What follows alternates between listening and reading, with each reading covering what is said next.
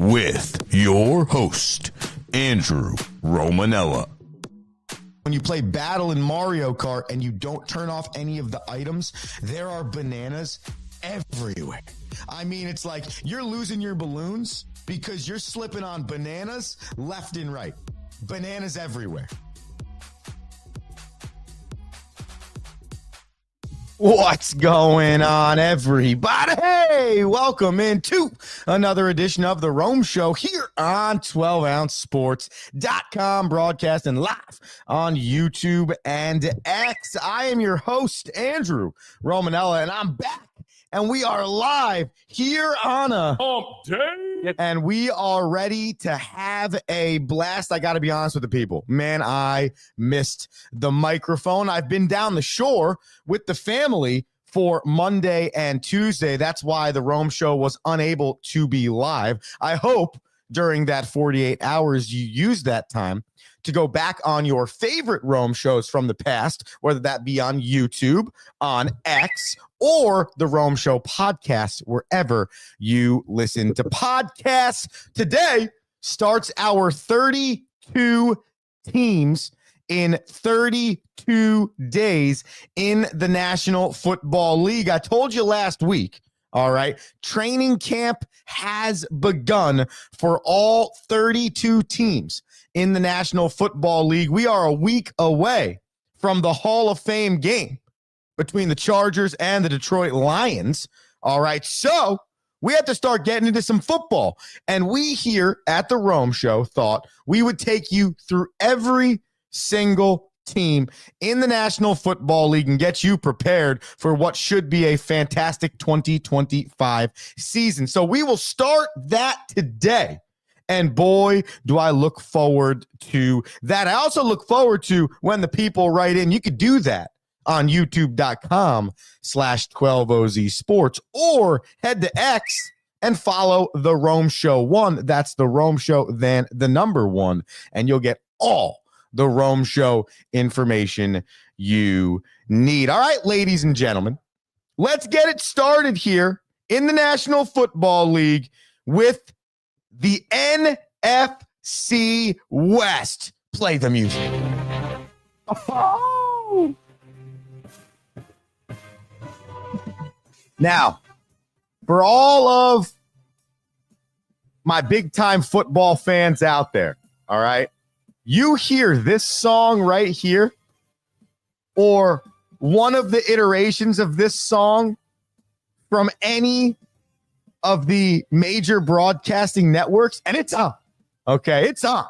It's 18 straight weeks of Thursday night football, Sunday 1 o'clock football, 4:15 football, Sunday night football, Monday night football. It's it. You're in it now. It's football season. We start in the NFC West. Okay, ladies and gentlemen, and we start with the Seattle Seahawks. Okay, so here's what we got. We got the Rome Show's top storylines for the Seattle Seahawks. Okay, we have some statistics from the 2024 season. We have some predictions for the 2025 season, and we have it all for you here on the Rome Show. So let's get started. First and foremost, the top storylines for the Seattle Seahawks heading into the 2025 season. The Seahawks were 10-7 last year in the NFC West. That was good for second place, okay? Geno Smith was the quarterback of the Seattle Seahawks throughout the entire 2024 season. However, that's not the case headed into 2025. Sam Darnold is now the quarterback of the Seahawks. Arguably, the biggest storyline coming out of Seattle this offseason was the trade of Geno Smith to the Las Vegas Raiders and the trade of Sam Darnold from the Minnesota Vikings to the Seattle Seahawks. Free agent signing either way.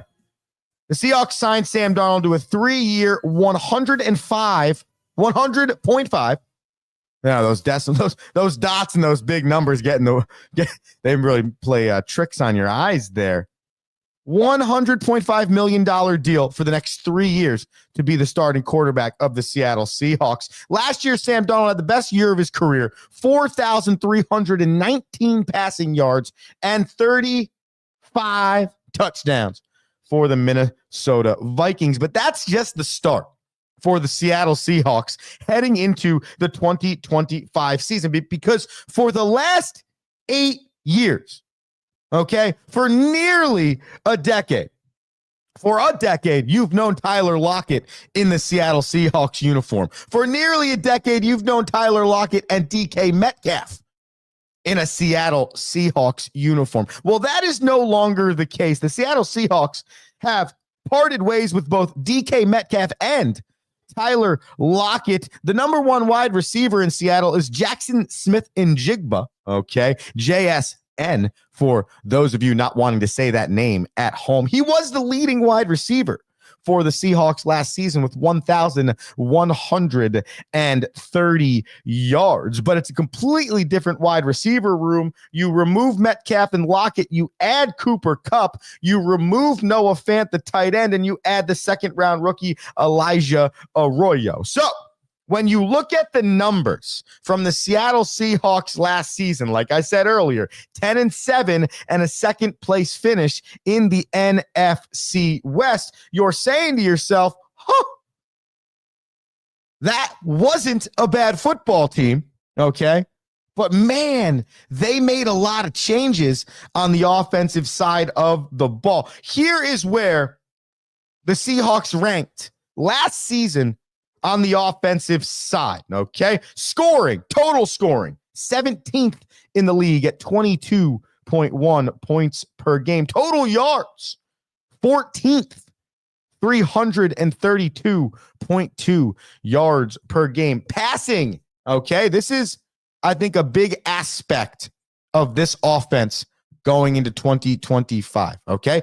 Passing with Geno Smith at the helm, and the wide receiving core that we had just spoken about, 8th in the league at 236.5 yards per game.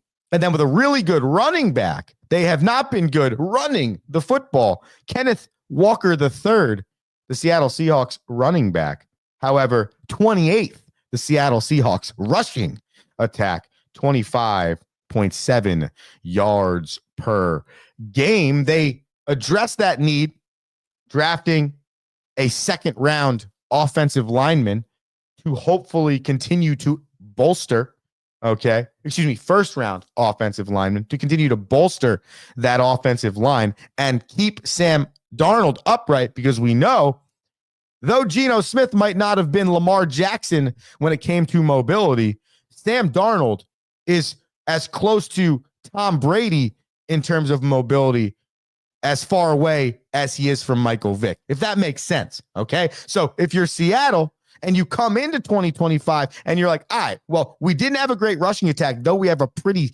solid running game. I believe it's Kenneth Walker III and that guy like Charlemagne or Chardemagne. You guys know who I'm talking about. Any fantasy football players out there know who I'm talking about when it comes to the running back room of the Seattle Seahawks. Zach Charbonnet, okay? Quick aside, anyone that plays fantasy football and has to worry about running backs has tried to pick up Zach Charbonnet in the last 4 to 5 years. Guaranteed he's been on the pickups. But him and Kenneth Walker III combined total for 1,100 yards last year. Neither of them rushed for 600 yards at all, okay? So that is the main area of focus for this offense, the offensive line. Can we improve this running game, which, as we all have learned in the history of the National Football League, a good running game translates to a really good offense, okay? So though you have a top 10 offensive attack returning on paper and with the uniform you're wearing, because none of the players are the same, minus one of them, okay?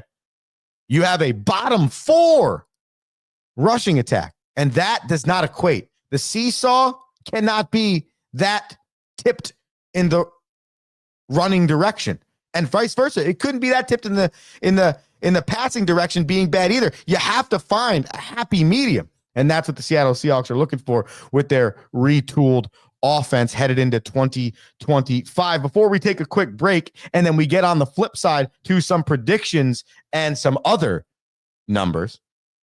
Defensively, they've also made some moves. Pretty much a top 15 defense in the league last season.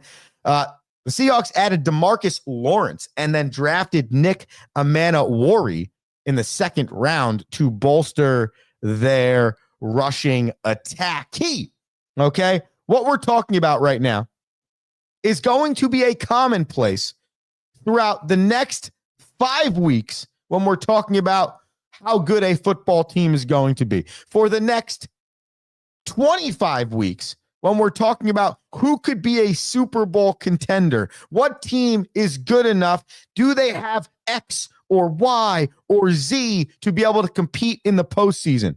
Can they make a run at the Lombardi Trophy? Well, the bottom line is what we're talking about with the Seattle Seahawks, winning in the trenches, having an established offensive line, being able to run the football, but on the flip side, being able to attack the other team's quarterback, keep putting offenses in long third and go situations. That is the key. I've said this for the history of time on this microphone, okay? Stop trying to draft quarterbacks and running backs and wide receivers in the top of the draft. Draft offensive and defensive line. Make sure there is protection for your quarterback and a wall to run behind, and make sure it is miserable for an offense to play against your front four, front seven, if you can stack that into the linebackers. That, to me, is what builds a successful National Football League team, okay?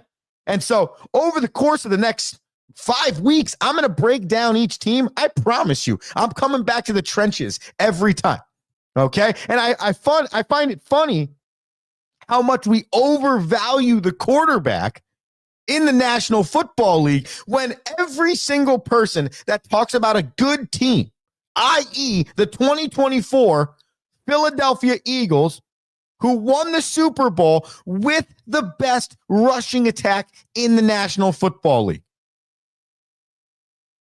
You rewind 18 to 24 months, and people were crushing Joe Shane for what he said on Hard Knocks offseason about not wanting to sign Saquon Barkley.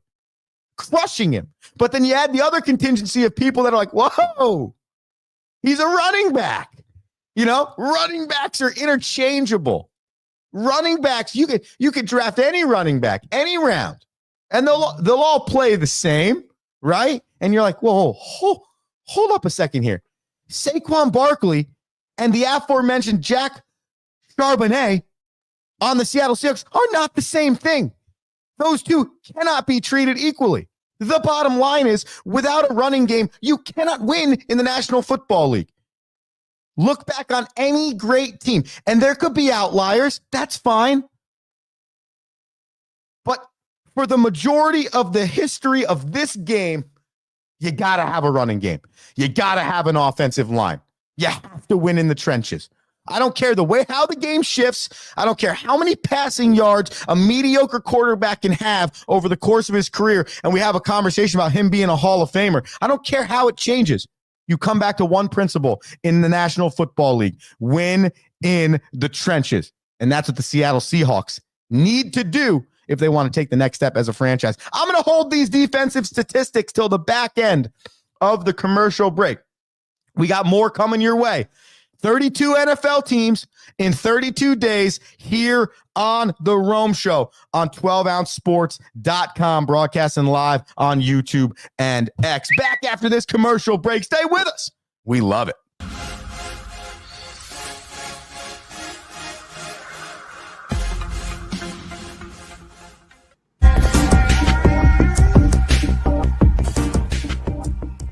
Welcome to MyBookie.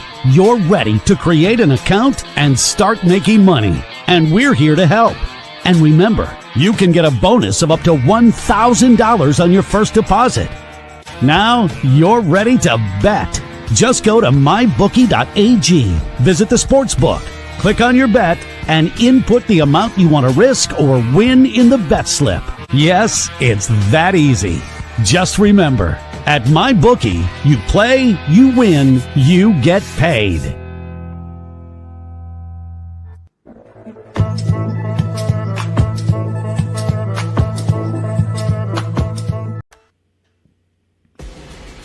Need tickets to that next event? Well, at 12 Ounce Sports, we've got them with soccer anywhere in the world. Tickets to any venue, any sport. Want to go to NCAA or NFL football matches? We've got them. Yeah. Baseball at every level. Every Power 5 matchup is available. Don't forget, costumes and paint are optional. What's that? You want to go to Broadway? We have those too. Want to jam out? Every concert, every artist. That's right, at 12 Ounce Sports, we've got the tickets for less. 12ozsports.com/tickets. That's 12ouncesports.com/tickets.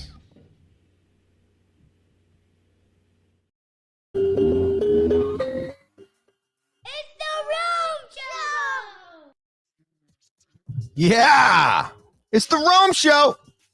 12ouncesports.com, broadcasting live on YouTube and X. You guys know the drill. You should be subscribed on YouTube by now to the mothership. 12OZ Sports. That's the number 12OZ Sports. You can go to the .com as well, or the X. X is the easiest, dude. Easiest. Because you can just follow the Rome Show 1. That's the Rome Show, then the number 1. And I'll retweet the show from 12OZ Sports every day. Or you can just go follow both. All right. So either way, super simple. And if you need it to be even easier, the Rome Show podcast, wherever you listen to podcasts. We're breaking down 32 NFL teams in 32 days. And we've started with the National Football Conference West with the Seattle Seahawks, okay? If you missed the first 20-something of the show, I'm not going to give you the whole synopsis. This isn't Spark Notes. You have to go back and listen. I'll tell you, though, okay? We are focused heavily on the offensive side of the football when it came to the Seattle Seahawks in the first half of this show. We'll finish with a little bit more defensive flair. Plus, I got some team statistics for you. All right.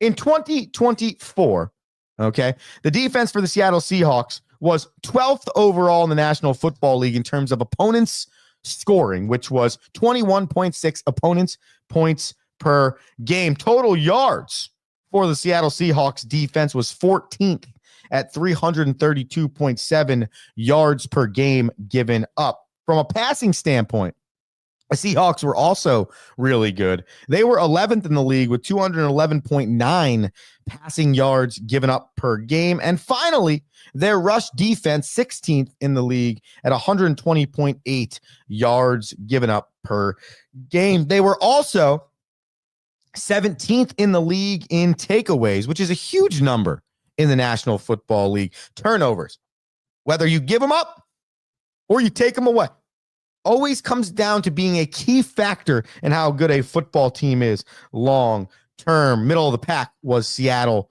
both in the takeaway department and the defensive department. But like I was telling you before the break, 3 of those 4 defensive categories are top 15 in the league.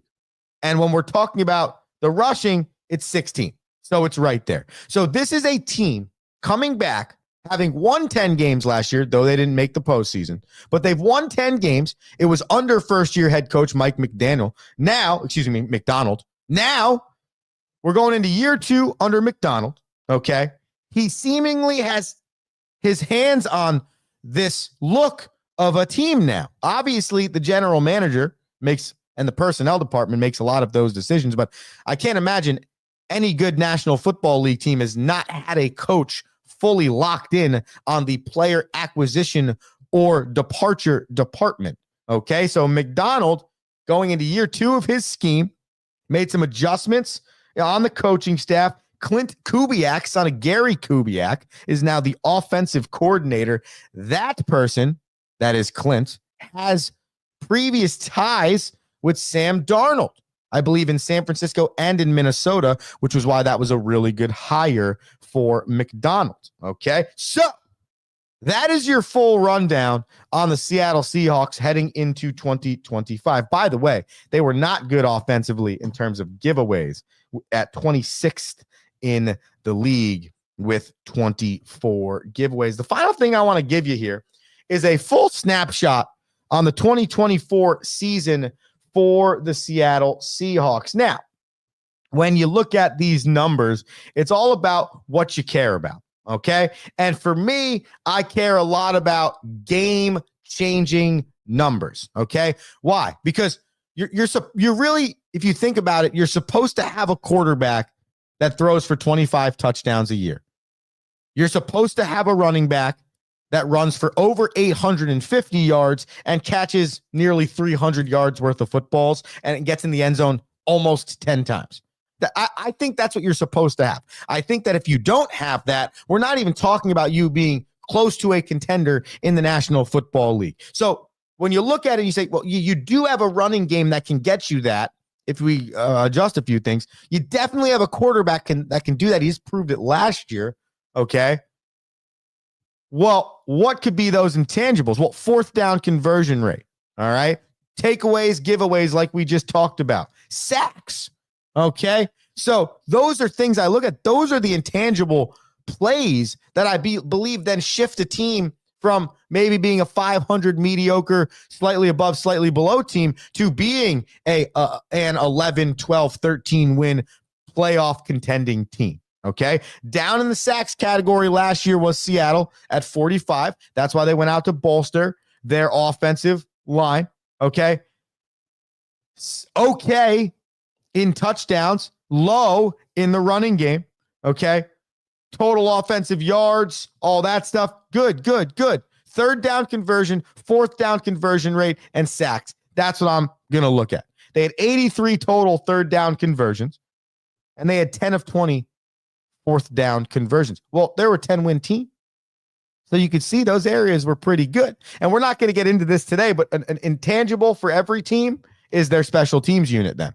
Well, what's the special teams unit going to look like? I can't break that down right now. If I started breaking down special teams units for each National Football League team, we got real problems because there's not one person out here that could tell you anything maybe beyond a kicker and a long snapper that are going to be on the special teams for one of the NFL ball clubs. So we're gonna leave the special teams on the table. But that's another area where you're going to look at and you're going to say, well, what separates this 10-7 team from this 11-6 team, from this 12-5 team? Well, it's those little intangibles. How much do you turn the ball over? How much do you take the ball away? How much do you convert those really important late downs, 3rd and 4th down? Can you force them into to deep down and distance with sacks and tackles for losses? Can you be a team that brings that intangible?